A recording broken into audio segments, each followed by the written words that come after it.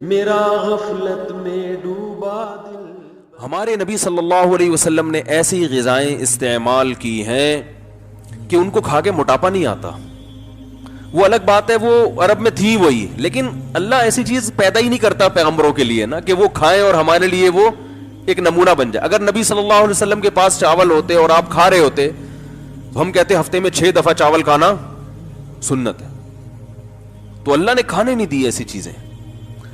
دودھ میں بھینس کا دودھ بھی اچھا ہوتا ہے, گائے کا دودھ بھی اچھا ہوتا ہے, بکری کا ہٹو بچو ہوتا ہے, اونٹنی کا ہٹو بچو اچھا ہوتا ہے. ہمارے نبی نے سب سے زیادہ اونٹنی کا اور بکری کا دودھ پیا ہے. آپ ریسرچ کر کے دیکھ لو, اس میں فیٹ کم ہوتا ہے, موٹاپا نہیں آتا. موٹاپا پیدا کرنے والی چیزیں ہمارے پیغمبر نے اور صحابہ نے کھائی نہیں ہے.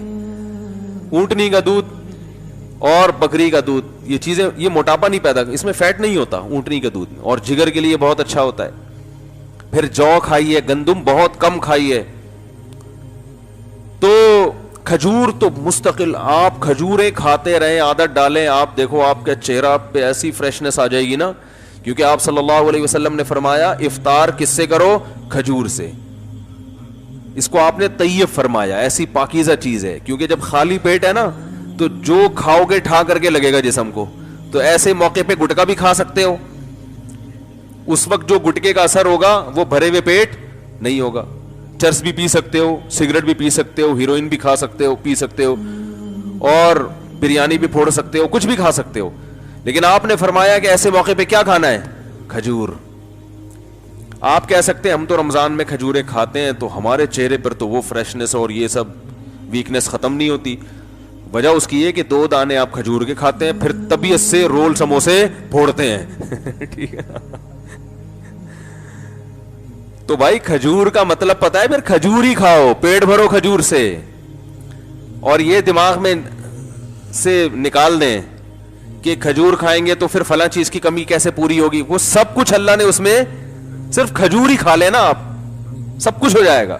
اس میں آپ کو طاقت بھی ملے گی, جو کاربوہائیڈریٹ ہے وہ بھی ملے, گلوکوز اچھا والا گلوکوز ملے گا آپ کو, اور آئرن بھی ہے, ہر چیز ہے. کہتے ہیں کھجور میں ایک اتنے سے دانے میں اللہ نے جتنی چیزیں جمع کر دی ہے نا, اتنی کسی اور پھل میں یکجا جمع نہیں ہوئی ہے. تو امی عائشہ, آج میں فجر میں حدیث پڑھتا ہوں نا, یہاں روزانہ تھوڑی دیر کا درس ہوتا ہے, تو امی عائشہ فرماتی ہیں کہ چاند, وہ تو غربت بیان کر رہی تھی کہ رسول اللہ صلی اللہ علیہ وسلم کے 3 چاند گزر جایا کرتے تھے اور ہم کھجور پانی کے علاوہ کچھ بھی میسر نہیں ہوتا تھا. ایسی زندگی تھی, لیکن اللہ نے اسی میں بڑی پاور رکھی ہے, طاقت رکھی ہے.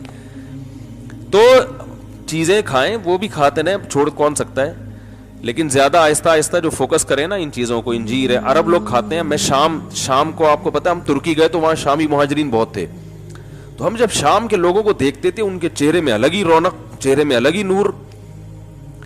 تو ہم اپنے دوستوں سے پوچھے, یار یہ اتنے خوبصورت لوگ کیوں ہیں؟ انہوں نے کہا یہ صدیوں سے انجیر, زیتون, کھجور, یہ 3 چیزیں کھاتے آ رہے ہیں. ان کا ناشتہ اس کے بغیر نہیں ہوتا. اور ہم لوگ کیا کھاتے آ رہے ہیں صدیوں سے, پراٹھے پھوڑتے آ رہے ہیں, جیم کے ساتھ مکھن بھی ہمارا پتہ نہیں کون سا والا مکھن ہوتا ہے بھائی, جس نے جو لا کے مکھن کے نام پہ پکڑا دیا وہ کھانا شروع کر دیا ہم نے. تو خیر یہ میرا موضوع نہیں ہے, پھر بات ادھر کو چلی جاتی ہے. تو نبی صلی اللہ علیہ وسلم نے ارشاد فرمایا, تو اسلام اندر کی طہارت کا بھی قائل ہے. دیکھو قرآن نے قسم اٹھائی, والتین والزیتون, قسم ہے انجیر کی, قسم ہے زیتون کی, وہذا البلد الامین, اور اس مکہ والے شہر کی بھی قسم ہے. لقد خلقنا الانسان فی احسن تقویم, انسان کو ہم نے بہت خوبصورت تقویم میں, یعنی سب سے خوبصورت ہم نے انسان کو پیدا کیا ہے. اب دیکھو عجیب بات ہے, قسم جس چیز پہ اٹھائی جاتی ہے تو اس میں اور قسم میں کوئی مناسبت ہوتی ہے کہ نہیں ہوتی؟ مخلوق کے لیے اللہ کے علاوہ کسی اور کی قسم اٹھانا جائز نہیں ہے, لیکن جب اللہ قسم اٹھاتا ہے نا مخلوق کی, تو وہ دلیل کے طور پر گویا, یعنی اللہ اس میں یوں کہہ رہے ہیں کہ انجیر اور زیتون اور مکہ, بلد الامین سے مراد کیا ہے, مکہ, یہ تینوں اس بات پر گواہ ہیں کہ ہم نے انسان کو بہت ہی بہترین انداز میں پیدا کیا ہے. اب سوال پیدا ہوتا ہے انجیر کا اس قسم سے اور زیتون کا اس قسم سے اور مکہ کا انجیر زیتون سے کیا تعلق؟ بھائی یہ تینوں آپس میں میچ، کوئی میچنگ نہیں ہو رہی، ان تینوں کی آپس میں میچنگ نہیں ہو رہی، اور پھر قسم کی اس دعوے سے میچنگ نہیں ہو رہی جو اللہ نے قسم کے بعد دعویٰ کیا ہے. تو یہ بڑی خاندانی میچنگ ہے. جو انجیر اور زیتون کھاتے ہیں نا انہی کا دماغ اتنا تیز ہوتا ہے کہ ان کو یہ میچنگ سمجھ میں آ جاتی. سمجھ رہے ہیں وہ کیا ہے؟ اللہ فرماتے ہیں کہ انسان کی خوراک میں نے انجیر اور زیتون بنائی. یہ خوراک کسی عام مخلوق کی نہیں ہو سکتی. یہ انسان کی جسمانی ترقی کے لیے بہترین غذائیں ہیں، بہترین غذائیں. اور مکہ انسان کی روحانی ترقی کے لیے، کیونکہ مکہ وحی کا مرکز ہے.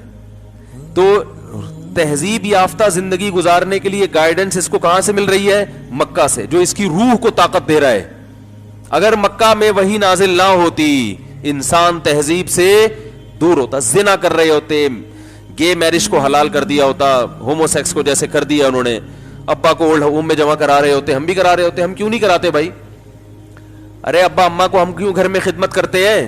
مذہب کی وجہ سے نا. کیا خیال ہے بھائی؟ ورنہ تو ہم ہر چیز میں گوروں کو فالو کر رہے ہیں، تو پھر ابا کو گھر میں کیوں رکھا ہوا ہے؟ گورے تو ابا کو گھر میں نہیں رکھتے. بھائی نہیں سمجھ میں آ رہا تو بتا دو، میں گھر چلا جاتا ہوں. کامن سینس کی بات ہے نا، ہر چیز میں گورا گورا گورا گورا. ایک آدمی نے مجھے اتنا دماغ کھایا، میں نے کہا یار آپ گوروں کے بارے میں یہ کہہ رہے ہو، وہ یوں وہ یوں، کوئی تعریف بھی تو ہوگی. میں نے کہا سب سے بلی تو بھائی وہ گورے ہیں بھائی وہ. میں نے کہا کہ ان کی جو خوبی ہے میں ان کا تھوڑی انکار کرتا ہوں. کہتے مثلا میں نے کہا سب سے پہلی خوبی تو یہ گورے ہیں، ہم اس جیسے گورے نہیں ہم لوگ. تو اور خوبیاں بھی ہیں، میں خوبیوں کا منکر نہیں ہوں بھائی، لیکن میں یہ کہہ رہا ہوں کہ ہم تو چاہے خوبیاں ہو خامیاں ہو ہر چیز میں ان کو فالو کر رہے ہیں نا. گورے ہونے کے علاوہ بھی خوبی ہے، یہ نہیں کہ صرف گورے ہی ہونا ہے، اس کے علاوہ بھی کچھ خوبیاں ہیں ان کے اندر. دو نمبریاں نہیں ہے، منافقت نہیں ہے، یہ سب چیزیں نہیں ہے وہاں پہ.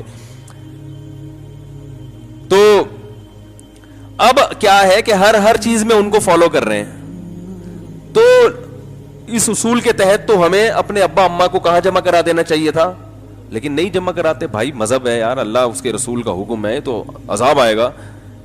تو یہ جو تہذیب والی تعلیم جو روح کو طاقت دینے کے لیے ضروری ہے، یہ مکہ ہے. اس وجہ سے یہ سب چیزیں ہمیں ملی ہے، کیونکہ وہی نازل ہونا کہاں سے شروع ہوئی؟ مکہ سے. تو مکہ مرکز ہے جس سے انسان کو گائیڈنس ملی، روحانی زندگی، روحانی طاقت ملی. اور اللہ فرماتے ہیں تمہاری جسمانی طاقت کے لیے کیا رکھا ہے میں نے؟ انجیر اور زیتون. اس سے پتہ چلتا ہے کہ انسان عام مخلوق سے ہٹ کر ہے، اس کی روحانی ترقی کی بھی انتظام ہم نے کیا ہے. اور باڈی کو بہترین خوبصورت بنانے کے لیے جو غذائیں ہم نے اس کو دی ہیں وہ بھی انجیر اور زیتون جیسی خاندانی غذائیں ہیں. اس سے پتہ چلتا ہے انجیر اور زیتون کیا چیز ہے. سمجھ رہے ہو کہ نہیں سمجھ رہے؟ لیکن زیتون پکا کے نہیں کھایا کریں، اس میں نقصان ہوتا ہے. آپ کون سا کھا رہے ہیں گھر جا کے؟ تو کھانا تو وہی ہے جو چل رہا ہے مارکیٹ میں.